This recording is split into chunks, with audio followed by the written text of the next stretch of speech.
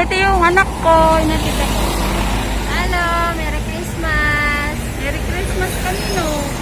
Merry Christmas to all! Sa mga subscribers ni Mami Jane. Merry Christmas all! Daddy, Merry Christmas! Na-miss na kita. Uuwi na din ako.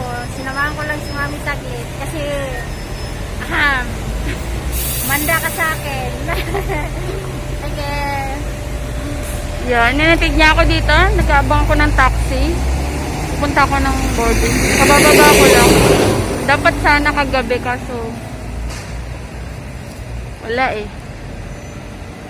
Ay, see you later.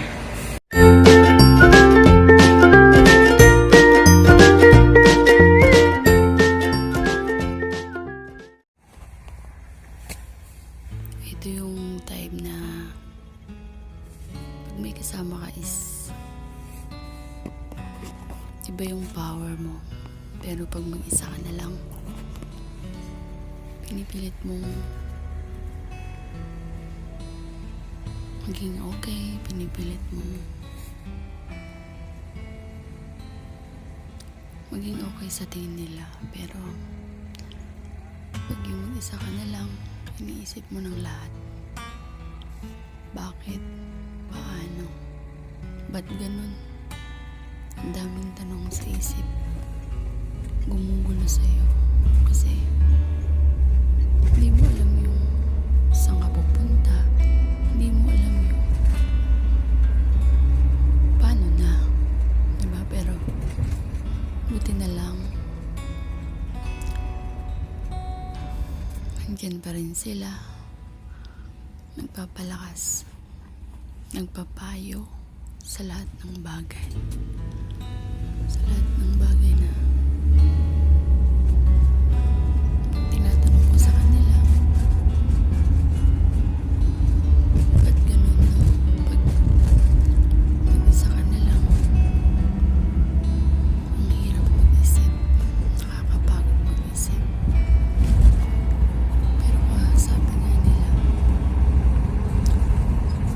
tuloy lang ang buhay. Parang sasakyan lang. Pag naubusan ng gasolina, kailangan i-refill ulit para umandar ulit. So yun na lang siguro yung iniisip ko pag itong mag-isa ako, pag yung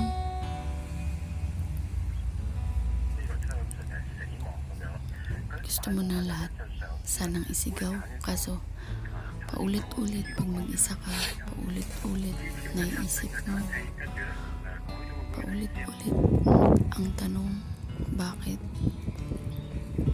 Ba't ganito?